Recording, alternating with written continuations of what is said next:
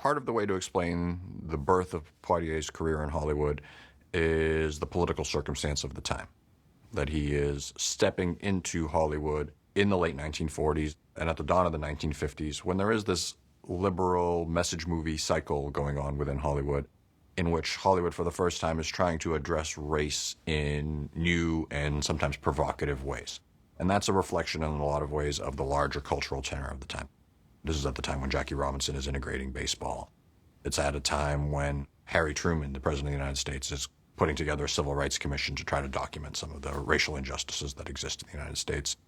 And the Democratic Party, for the first time, is adopting a civil rights plank in its platform to try to appeal to African-American voters.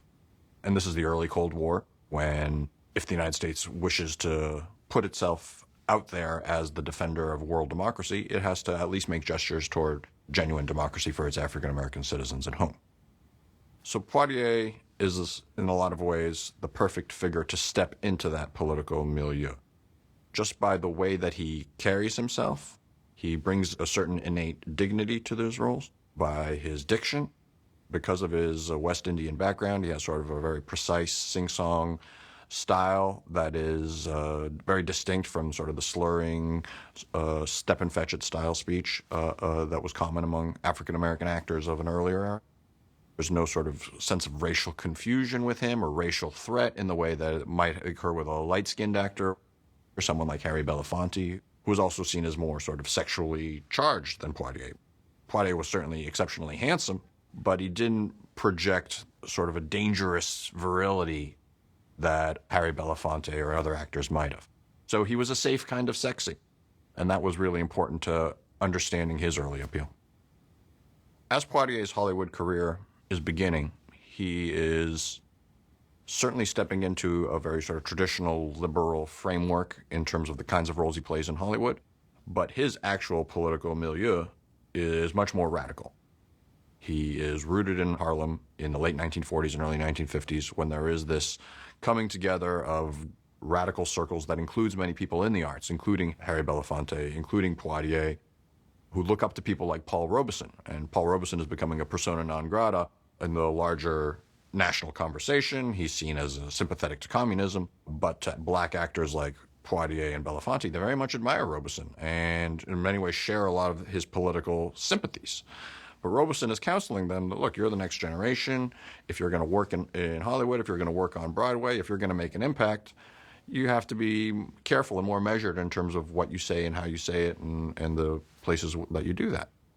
That said, Poitier certainly allies himself with the political left with a capital L. He appears and speaks at rallies to promote criminal justice issues for African Americans. And over the course of the mid to late 1950s, Poitier emerges as a Hollywood star for sure. He appears in Blackboard Jungle in 1955, and that's a film that rockets his reputation. It's a terrific performance, and it's very charged. And at the same time, at the end of that film, he aids the white teacher, played by Glenn Ford, and helps to promote peace and bring down juvenile delinquency. So he's able to both project a threat and a balm on those threats at the same time, and it's a very magnetic role. And then a few years later, in 1958, he appears in The Defiant Ones with Tony Curtis, and it's an electric performance. It's a film that gains plaudits all around the world, does well at the box office. Poitier's name is on top of the marquee. I think one thing that we can forget is we have to put ourselves back into that historical moment. The characters that Poitier plays are seen as transgressive in much of the United States, particularly in the South. It's tough to see Sidney Poitier's face on the screen in the South. And there's a lot of resistance to the kind of characters that Poitier is playing. These are seen as groundbreaking, trailblazing roles for African Americans. There's never been a character like this on screens who is black before. As he rises in Hollywood, he becomes very conscious of the role that he's playing, of the fact that he stands as a symbol, that any role that he takes is not just a role for Sidney Poitier, but it represents people of color all around the world. And African Americans within American borders. And the way that Poitier navigates that terrain is particularly through roles based on what is going to reinforce his own values. He wants to play roles that foster a genuine humanity between people. He wants to play roles that bring people together, particularly across racial lines. He's very conscious of the fact that as the only black leading man working consistently in the civil rights era, that he basically is becoming Hollywood's stand-in for the civil rights movement. This is in the same era when college students are sitting in at lunch counters all throughout the South and leading these demonstrations. This is the same era when freedom riders are getting on buses in integrated fashion and riding through the South and inviting confrontation in that way through nonviolent demonstration. It's the same era when James Meredith is integrating the University of Mississippi. It's the same era when the March on Washington takes place in 1963, and 250,000 people come for a mass televised event to hear Martin Luther King and other civil rights leaders talk about the quest for racial justice. That's the arena in which Poitier's icon is rising in the early 1960s. Among African Americans, Poitier's image was always somewhat problematic to at least a portion of the population. James Baldwin tells this story about seeing The Defiant Ones and watching the very end of the movie when Poitier's character jumps off the train to stay with his fellow white prisoner, even though he could have escaped. And he talks about how he saw it twice. And the first time he saw it among a primarily white audience in downtown New York, and the white audience wept and cheered. And then he went and he saw it again in Harlem, and that time people hooted and hollered and said, "Get back on the train, you fool." So there was always this sort of sense among many African Americans that Poitier's character was always sacrificing for whites, wasn't allowed to be a full character, wasn't allowed to go through the typical arc of romance that a white leading man gets to go through. There were always limitations on Poitier's image in that way, and African American audiences understood that. By the mid-1960s, particularly after Poitier wins the Oscar in 1964 and he's established as a superstar in Hollywood, he becomes more of a lightning rod for criticism. And that's certainly in line with the larger political tenor of the times. By 1965, that's the year of the Selma demonstration and the Voting Rights Act. It's also the year of the large riot in Watts, when there's sort of a sense of brewing black discontent that moves beyond just simply the image of the nonviolent protester in the South. Black writers are starting to focus on Hollywood, and they're trying to deal with the racial crisis simply through the Sidney Poitier icon. Most Hollywood stars establish an image at the beginning of their career, and that's the icon that they are, and that's who they're able to be for the rest of their career. And that's true whether you're Marlon Brando or Paul Newman or Burt Lancaster. Sidney Poitier establishes an image and an icon early in his career, and he plays that character in one way or another throughout his career. But unlike the others, the politics around his image shifts. So he goes from being this groundbreaking figure in the late 1950s to this icon of a liberal consensus at the time of the early civil rights movement, to by the late 1960s, he's become a figure that is attracting a backlash, not from the right, but from the left. So by 1967, there are a number of film critics who are starting to really more critically analyze the Poitier phenomenon, so to speak. They're saying that Sidney Poitier is this singular black character in a white world. He doesn't bear any representation to reality. He doesn't get to play the same kinds of roles as white leading men, that race is prescribing the way that he can function as a Hollywood star, and that his role is continually to be a savior for whites, that he's the one who has to sacrifice for whites. He's the one who jumps off the train to help Tony Curtis. He's the one who builds the church for the nuns in Lilies of the Field. And that's the role that he has to play again, the ebony saint, in the words of one scholar. In general, the lack of a romantic arc in Poitier's films frustrated him. He continually was urging screenwriters and directors and producers to inject more, he often used the term ballsiness, to inject more ballsiness into his characters. To Sir with Love, for instance, a film that was released in 1967, just prior to In the Heat and the Night. In the original book, he has a healthy relationship with a fellow white teacher. In the original script of To Sir with Love, they maintain that relationship. Then in subsequent drafts of the script, it gets written out more and more, to the point where by the film, there's simply a suggestion of at least some kind of attraction, but Poitier's character is restrained entirely in terms of his ability to have that romance with a white woman. The civil rights movement has promised a greater expansion of opportunity for many African Americans, but the reality hasn't changed. And that frustration that's brewing among African Americans is starting to explode in the summer of 1967. Americans watching the news are seeing again and again the rioting that's going on in the summer of 1967, particularly in cities like Newark, New Jersey, and Detroit, Michigan, but really all around the country. There's over 100 race-related outbreaks. That places Poitier into a particularly interesting position in Hollywood. He's always played these characters that foster this interracial connection. Increasingly, African-American audiences are looking for characters who can relay their emotional frustrations, who can serve as emblems of black pride in a new arena, and that is somewhat at odds with the Poitier persona. That said, Poitier is never more popular as a Hollywood star than he is in the immediate aftermath of that rioting. To Sir with Love, In the Heat of the Night, Guess Who's Coming to Dinner, all arrive in late 1967 in the aftermath of this violence. Poitier's icon in that particular historical moment becomes something of a balm on national wounds. It soothes people. It reminds many liberal Americans, black and white, that racial peace can still be achieved, that the good feelings among black and whites can still be there, that black protest doesn't have to be violent. They say he is the character through which many Americans are sort of grappling with race. The figure that they can understand, a figure that they can relate to, a figure that they can touch. And that speaks really importantly to Poitier's impact as a Hollywood star. And it speaks to his great talent, and it speaks to his really life-affirming values.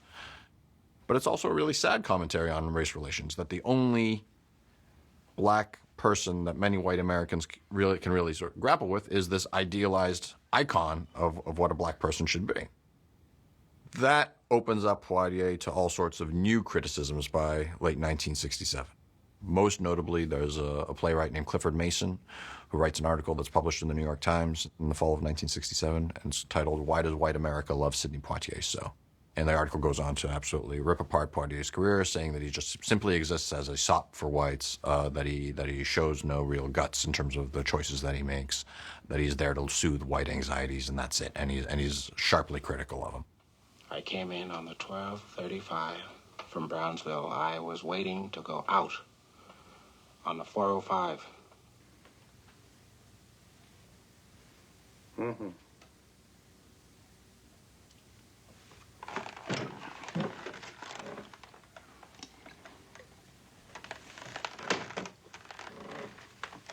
Yeah. In the meanwhile, you just killed yourself a white man, just about the most important white man we got around here, and picked yourself up a couple of $100. I earned that money 10 hours a day, 7 days a week. Colored can't earn that kind of money, boy. Hell, that's more than I make in a month. Now, where did you earn it? Philadelphia. Mississippi? Pennsylvania. Not just what you do up there in little old Pennsylvania, earn that kind of money. I'm a police officer. So Poitier is put into a very difficult context because on the one hand, he understands the limitations with his characters, but he also insists on continuing to play those kinds of roles because, as he puts it, he says, I'm the only one. If he's the only black actor working consistently in major Hollywood films, then he's going to play roles that affirm the values that he believes in. And he believes in racial brotherhood. He believes in nonviolence. He believes in racial integration. Those are the core values that he wants to project, and these films are his vehicles to do so. When Martin Luther King is assassinated on April 4th of 1968, that is a critical moment in the nation's history, of course. It's also, in a lot of ways, signals the demise of Poitier's career. The assassination of King, to many Americans, signals sort of that's the end of America's last best hope. You know, nonviolence is dead as a political philosophy, as far as many black activists are concerned. There's a sense of disillusion in the nation.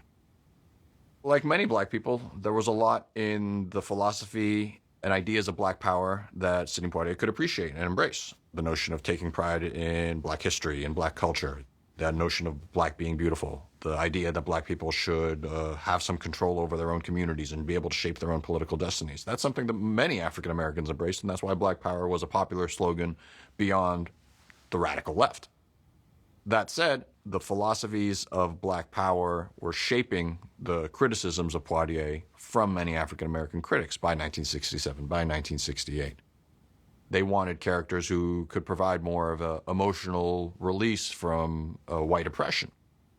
The characters that arise in film who are black by the early 1970s, in the so-called blaxploitation films, in Sweet Sweetback's Badass Song, in Shaft, these are characters who in many ways are a direct response to the Sidney Poitier icon. Where Poitier is consistently nonviolent, these characters embrace violence. Where Poitier lives by middle-class values, these characters embrace sort of the culture of the street. Where Poitier is desexualized, these characters are sexually virile. Just as Poitier in a lot of ways, his icon was a rejection of the older stereotypes. The blaxploitation heroes are a rejection of the stereotype of Sidney Poitier. Certainly, Poitier is recognizing the shifting political winds and recognizing the ways that his career needs to evolve. And he does try different stabs at different kinds of films. A film like Warm December that projects a genuine black romance, or For Love of Ivy, which again tries to project a romance. He also tries to play the role of a black radical in the film The Lost Man, which came out in 1969. And in that film, it's sort of a failed attempt for Poitier to embrace the ideas of black power, because he's still essentially in that film playing the same Sidney Poitier character, someone who is noble and works with whites and tries to achieve peace, that uses the surface of black power without really getting at what black power actually was. It's really fascinating to consider that Poitier vaults into this superstardom, a level that his career has never been at before, in late 67 and early 1968. And then there is a very precipitous drop. And it's very much shaped, of course, by the larger conversation about race relations in the United States and the criticism that Poitier is facing. So it's really remarkable to see the way those roles dry up for Poitier. While he continues to work in Hollywood post-1968 into the early 1970s, he is very consciously retreating from the scene. He, in fact, leaves the United States. He moves to the Bahamas, and the Bahamas becomes his home ground until the mid-1970s. Poitier still plays Sidney Poitier-style roles. Obviously, they evolve over the course of the culture and over the course of the time into the 1970s. But he never again is able to reflect the times the way that he did in the mid-1960s. He stars in the 3 comedies with Bill Cosby. They're very successful. They cross over between black and white audiences, and they're fun films. And they employ a lot of black actors and a lot of black people behind the screens. There's a lot of good that Sidney Poitier does after 1968, and those films included. That said, those aren't Sidney Poitier films. They aren't films in which Poitier is the iconic star that he was in the past.